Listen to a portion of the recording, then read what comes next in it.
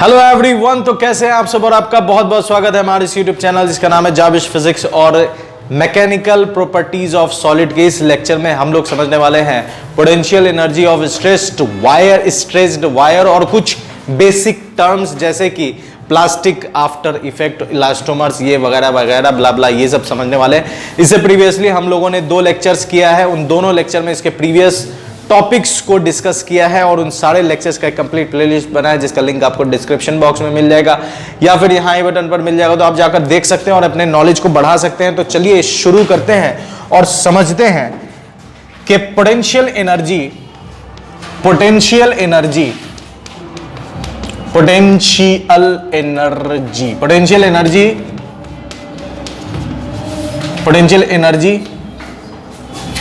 In stretched wire, potential energy in stretched wire, ठीक है। Potential energy in stretched wire क्या है, देखिए रॉड है जिस पर हम क्या कर रहे हैं, फोर्स लगा रहे हैं, लेंथ एल, तो ये इंक्रीज हो जाएगा। इंक्रीज होकर कितना हो जाएगा, फोर्स लगा, ये हो गया एल प्लस डेल्टा एल, ये इसका इनिशियल स्टेज, ठीक है, ये इसका इनिशियल स्टेज, और ये फाइनली हमको ये मिला, ठीक है, फाइनली। तो वर्क निकालने के लिए क्या करेंगे, तो वर्क निकालने के लिए कोई इनिशियल स्टेज मतलब कि मिड का स्टेज ले लेते हैं, तो लिखेंगे ड्यूरिंग इलोंगेशन,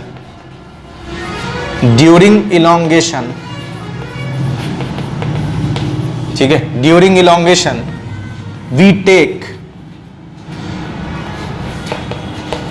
मिड स्टेज, इलोंगेशन के दौरान हम क्या ले रहे हैं, मिड स्टेज। तो मिड स्टेज जब लेंगे तो फोर्स तो हम उतना ही लगा रहे हैं,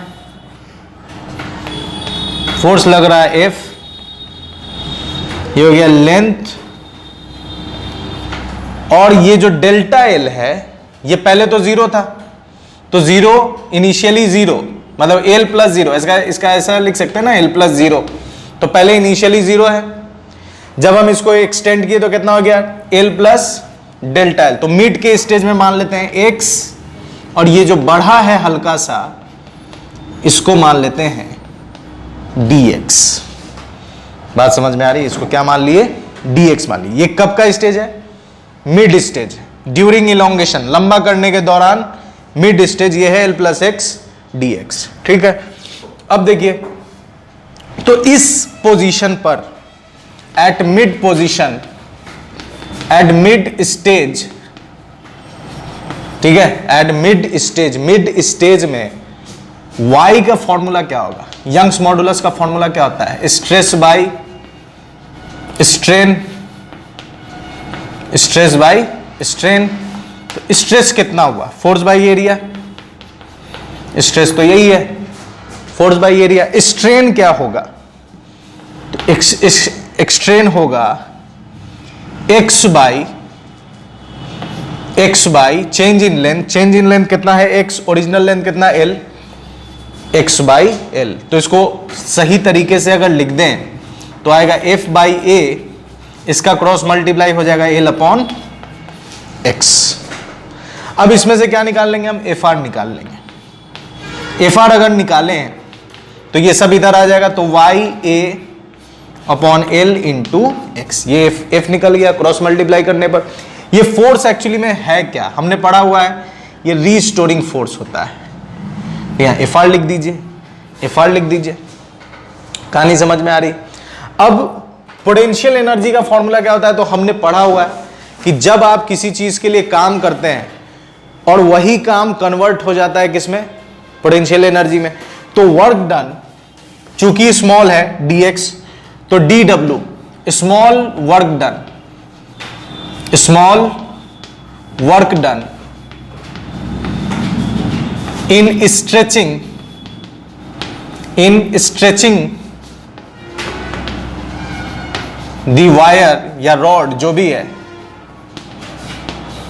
तो D W is equal to, work का फॉर्मूला क्या होता है, फोर्स इंटू डिस्प्लेसमेंट।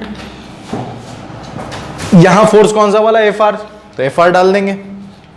तो डी डब्ल्यू बराबर एफ आर की वैल्यू पुट कर दीजिए, एल एक्स और ये डी एक्स, दोनों तरफ क्या करेंगे, इंटीग्रेट, दोनों तरफ इंटीग्रेट। डी डब्ल्यू का इंटीग्रेशन क्या हो जाएगा, डब्ल्यू। अब अच्छा यहां लिमिट क्या डालेंगे, तो ध्यान से देखिए, एक्स तो इनिशियली कितना है, यही ना, ये बढ़कर ये जो एक्स है फाइनली यही क्या हो जाएगा, डेल्टा एल हो जाएगा। तो इसकी लिमिट क्या होगी, 0 से लेके डेल्टा एल, इसकी लिमिट हो जाएगी 0 से लेके डेल्टा एल। तो वर्क डन, इसमें से कांस्टेंट बाहर, या अपॉन एल बाहर हो गया, इंटीग्रेशन एक्स डी एक्स 0 से लेके डेल्टा एल। तो W इज इक्वल टू या एल मतलब वाई ए, और इसका इंटीग्रेशन क्या हो जाएगा, एक्स स्क्वायर बाई 2 0 से लेके डेल्टा एल, उसमें से भी बाहर हो जाएगा, कौन कौन बाहर हो जाएगा, तो y अपॉन ए, W बराबर वाई ए अपॉन 2l, और अंदर अपर लिमिट रखिए डेल्टा एल का स्क्वायर माइनस 0 का स्क्वायर। तो W बराबर, ब्लड नहीं ना हो रहा है जी, 2l और इंटू डेल्टा एल का स्क्वायर। अब यहां पर एक काम करेंगे, क्या काम करेंगे, देखिए यहां पर एक काम करते हैं कि, ठीक है, ये जो काम हमने किया वो W, ये कन्वर्ट हो गया किसमें, पोटेंशियल एनर्जी में। तो this work get stored as, this work get stored as potential energy, therefore W को रिप्लेस कर देंगे किससे, U से, W को रिप्लेस कर देंगे किससे, U से। तो U बराबर Y A upon 2l into delta L का स्क्वायर। तो यहां एक काम करना है, क्या काम करना है, तो यहां एक काम ये करेंगे कि L से इंटू और L से डिवाइड कर देंगे। क्या काम किया, L से इंटू और L से डिवाइड कर दिए। तो इससे फायदा क्या हुआ, इससे फायदा ये हुआ कि ध्यान से अगर देखें तो U बराबर y बाई 2, अरेंज करके लिखें, y by 2 delta L by L का होल स्क्वायर लिख सकते हैं, और A इंटू एल। इस चीज को ध्यान से देखिए, y बाई 2 डेल्टा एल का स्क्वायर तो है ही, नीचे L इंटू एल क्या हो जाएगा, एल स्क्वायर, तो डेल्टा एल बाई एल का होल स्क्वायर लिख दिया, और इस A इंटू एल को इधर लिख दिया। इससे फायदा क्या हुआ, तो ये हिस्सा फटाक से नोट कीजिए, फिर मैं उसके आगे बनाता हूं। यहां पर ये फिगर कम से कम नोट कर लीजिए, फिगर मैं मिटा देता हूं ताकि फाइनल फॉर्मूला हमें मिल जाए। ठीक है, फाइनल फॉर्मूला क्या होगा, लगभग तो आ ही गया है, U इज इक्वल टू, ठीक है, y by 2 delta L by L का स्क्वायर, ठीक है, इंटू A इंटू एल। ध्यान से अगर देखें तो y by 2 delta L by L होता है स्ट्रेन, स्ट्रेन होता है ना, change in length by original length, strain का square into volume, area into क्या होगा, वॉल्यूम। तो इसको इधर भेज दें तो U by V is equal to half y into strain का स्क्वायर। ये फॉर्मूला आ गया, इसको बोलते हैं energy per unit volume, energy per unit volume is equal to क्या हो जाएगा, हाफ y स्ट्रेन का स्क्वायर, स्ट्रेन का स्क्वायर। ठीक है, इसको और भी अलग तरह से लिख सकते हैं, एक तो ये आ गया, इसको और कैसे लिख सकते हैं, ये भी मिटा देते हैं, फटाक से स्क्रीनशॉट ले लीजिए, ये भी मिटा देता हूं मैं। ठीक है, अब देखिए इसको और कितने तरह से लिख सकते हैं। अब देखिए इसको लिख सकते हैं energy per unit volume U upon V is equal to half y क्या है यहां पर, यंग्स मॉडुलस। यंग्स मॉडुलस का फॉर्मूला क्या है, stress by strain, stress by strain into strain का स्क्वायर, स्ट्रेन का स्क्वायर। ठीक है, तो एक स्ट्रेन से एक स्ट्रेन हो जाएगा ढिच्चक, तो U बाई V आ गया half stress into strain, half stress into strain. ठीक है, तो दो फॉर्मूला आपके पास, एक एनर्जी पर यूनिट वॉल्यूम आएगा हाफ y स्ट्रेन का square Young's modulus into strain का स्क्वायर, एक फॉर्मूला आया energy per unit volume half stress into strain. ठीक है, तो यहां तक की कहानी क्लियर है। इस पर एक छोटा सा क्वेश्चन कर लेते हैं तो और भी क्लियर हो जाएगा। पहले आप इतना नोट कीजिए,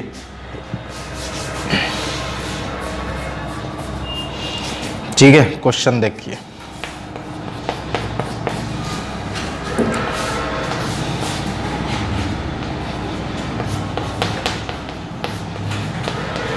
हो गया जी, उधर का मिटा दे पूरा।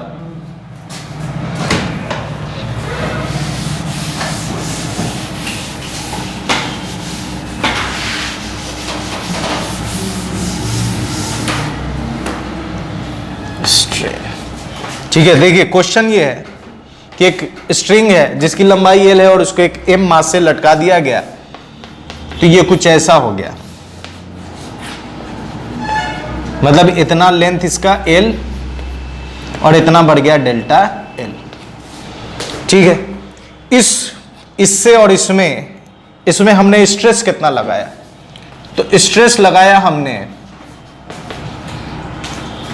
स्ट्रेस लगाया फोर्स बाय एरिया, फोर्स होगा mg, मास लग रहा है gravitational force, acceleration due to gravity g, तो स्ट्रेस आ गया mg बाय a। एनर्जी कितना हुआ, तो एनर्जी का फॉर्मूला ये, एनर्जी पर यूनिट वॉल्यूम ये भी है, ये भी है, निकालते हैं एनर्जी पर यूनिट वॉल्यूम। तो U बराबर आएगा U बाई V बराबर हाफ स्ट्रेस, स्ट्रेस कितना होगा mg by a into strain, strain कितना delta L by L, delta L by L। अब ध्यान से अगर देखें तो U बाई V क्या है वॉल्यूम, V क्या है वॉल्यूम, वॉल्यूम का फॉर्मूला क्या लिखा था हम लोगों ने, A into L half mg delta L by A into L। ठीक है, ध्यान से अगर देखें तो इस AL से AL हो गया ढिच्चक, तो बचा क्या, तो ये हो गया U बराबर हाफ mg डेल्टा L। ठीक है, अच्छा वर्क डन कितना हुआ, वर्क डन बाय ग्रेविटी कितना है, वर्क डन बाय ग्रेविटी है force into displacement, force into displacement, तो फोर्स कितना लग रहा है mg, डिस्प्लेसमेंट कितना हुआ, कितना इस ग्रेविटी ने खींच लिया delta L,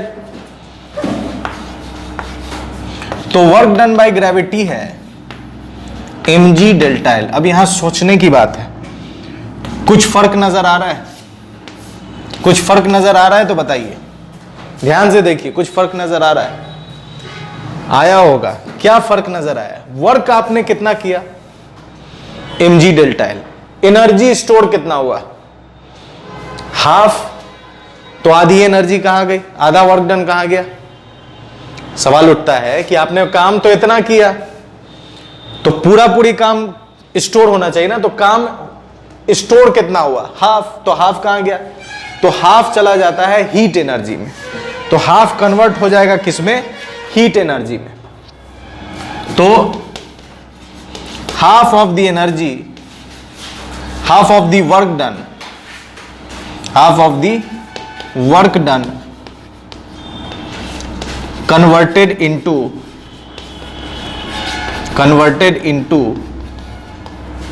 heat energy, heat energy, ठीक है, half of the energy converted into heat energy. तो फटाक से यहां तक नोट कर लीजिए आप, फिर आगे बढ़ते हैं जल्दी। तो ये था आपका potential energy stored, potential energy in stretched wire. Formula ये रहा, energy per unit volume half Young's modulus strain का स्क्वायर और हाफ स्ट्रेस इनटू स्ट्रेन। ये एक न्यूमेरिकल भी है, एक एग्जांपल भी है, और आधी एनर्जी किसमें हो जाती है, कन्वर्ट हीट में, ठीक है। तो नोट कीजिए फटाक से। तो यहां तक की कहानी क्लियर है। अब हम लोग समझेंगे कुछ बेसिक टर्म्स, ठीक है। तो बेसिक टर्म्स क्या क्या है देखिए, जैसे इलास्टोमर्स हो गया, प्लास्टिक आफ्टर इलास्टिक क्या क्या है, ये सब बेसिक टर्म्स समझेंगे।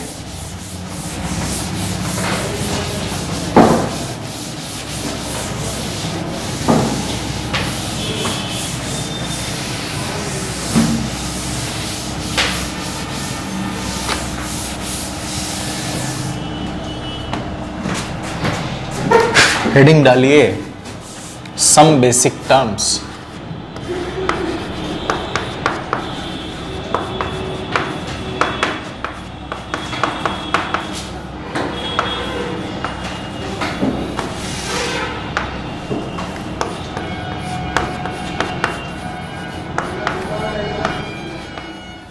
रेंज, प्लास्टिक रेंज, ठीक है। चलिए तो समझते हैं इन सारी कहानी को, कुछ नहीं है बस छोटा छोटा बेसिक टर्म्स है। स्टार्ट करते हैं इलास्टोमर्स। इलास्टोमर्स किसे कहते हैं, वो मटेरियल जो इलास्टिकली स्ट्रेच किया जाए लार्ज वैल्यू, जैसे रबर। रबर को आप स्ट्रेच कीजिए, हल्का भी फोर्स लगाइएगा वो बहुत ज्यादा स्ट्रेच हो जाता है, तो उसे हम क्या कहेंगे, इलास्टोमर्स। तो elastomers, the materials which can be elastically stretched to large values of strain are called elastomers. Elastic after effect, अगला क्या है, elastic after effect. Elastic after effect कहने का मतलब क्या है, the delay in regaining the original state by a body on the removed of deforming force is called elastic after effect. मतलब किसी चीज को आपने फोर्स लगाया और वो स्ट्रेच हो गया, अब आपने फोर्स हटा दिया, अब वो आराम से या धीरे धीरे या नहीं हुआ, अपने शेप को रिगेन नहीं कर पाया, तो उसी को कहते हैं इलास्टिक आफ्टर इफेक्ट। मतलब डिले कर रहा है, जैसे रबर स्ट्रेच कीजिए छोड़ दीजिए, वो फटाक से क्या हो जाएगा, अपने शेप को रिगेन। लेकिन वहीं अगर आप रिफिल के अंदर, पेन के अंदर जो स्प्रिंग आता है उसे स्ट्रेच कर दीजिए, वो क्या करेगा, अपने शेप को रिगेन करने में डिले करेगा, ठीक है, डिले करेगा अपने ओरिजिनल स्टेट को पाने के लिए। जब हम उस पर से डिफॉर्मिंग फोर्स हटा देते हैं, तब इस इफेक्ट को क्या कहते हैं, इलास्टिक आफ्टर इफेक्ट। तीसरा क्या है, इलास्टिक फैटिग, ठीक है, elastic fatigue. Elastic fatigue, elastic fatigue क्या है, तो ये डिफाइन करता है लॉस इन द स्ट्रेंथ, ठीक है, loss in the strength of material caused due to repeated alternating strengths to which the material is subjected. इसका क्या मतलब है, इसका मतलब यह है कि जैसे मान लीजिए कोई वायर आप लेते हैं और उसको तोड़ना है, तो आप क्या करते हैं, एक बार ऐसे घुमाते हैं, फिर एक बार ऐसे घुमाते, फिर ऐसे घुमाते, फिर ऐसे घुमाते, और कंटिन्यूअसली ऐसा आप करते रहते हैं और देखते हैं कि फाइनली वो क्या हो गया, टूट गया। तो इस चीज को हम लोग क्या कहते हैं, इसी चीज को हम लोग कहते हैं इलास्टिक फैटिग।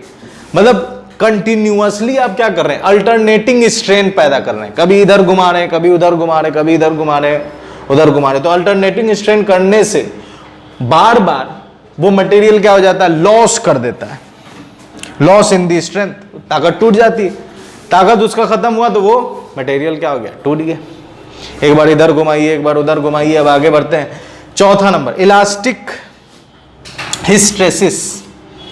हिस्ट्रेसिस कर्व आपको 12th में भी मिलेगा, मैग्नेटिज्म में मिलता है हिस्ट्रेसिस। हिस्ट्रेसिस एक्चुअली में होता क्या है, हिस्ट्रेसिस कहते हैं कि जिस तरह से आपने स्ट्रेस लगाया, जैसे मान लीजिए मैं इसको खींच रहा हूं, स्ट्रेन भी इसमें मिलता जा रहा है, ठीक है, स्ट्रेन भी इसमें मिलता जा रहा है, लेकिन जब मैं वापस अब स्ट्रेन वापस कर रहा हूं, मतलब पहले नॉर्मल था, नॉर्मल है, सब कुछ नॉर्मल है, इसका ग्राफ यहाँ है, ग्राफ से समझ सकते हैं, पहले नॉर्मल है, हम स्ट्रेस बढ़ाने लगे, स्ट्रेन भी बढ़ने लगा, स्ट्रेस बढ़ा रहे, स्ट्रेन भी बढ़ने लगा, अब यहां पहुंच गया बी पर।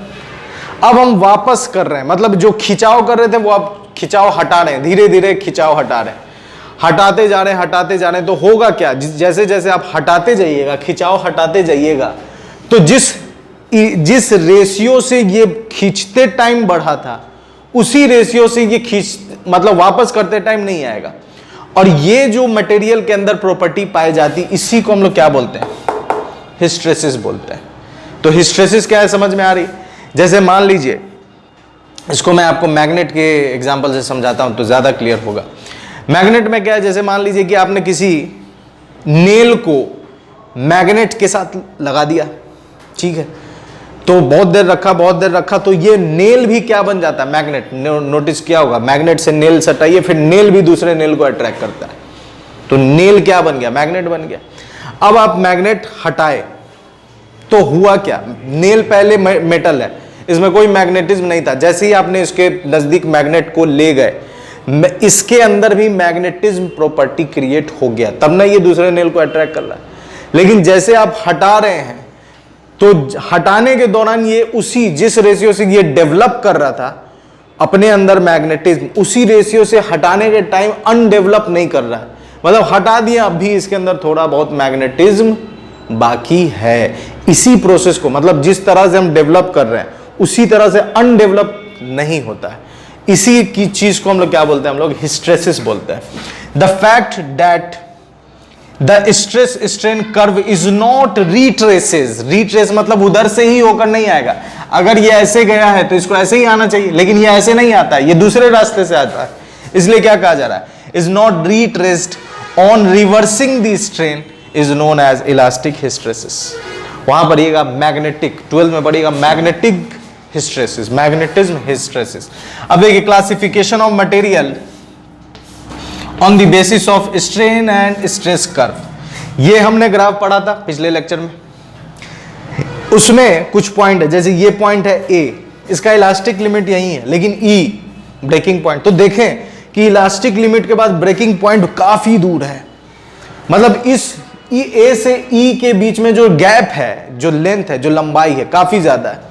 तो यहां के बाद तो ये अपने ए के बाद तो अपने शेप को रिगेन नहीं करेगा, लेकिन ये खिंचता चला जाएगा और टूटेगा नहीं, खिंचता चला जाएगा टूटेगा नहीं। तो इस बिहेवियर को हम लोग बोलते हैं डक्टाइल। जो मैटर इस तरह का बिहेवियर दिखाए उसको कहते हैं डक्टाइल मैटर। और यहां देखिए, इसको थोड़ा दूसरे कलर से कर देते, ये ए ये ई, ठीक है, यहां ए और ये ई, ठीक है। अब देखिए यहां पर जो इलास्टिक लिमिट है वो ए और ब्रेकिंग पॉइंट एकदम नजदीक है, तो इलास्टिक एकदम नजदीक, ए इलास्टिक लिमिट और ब्रेकिंग पॉइंट क्या एकदम नजदीक है।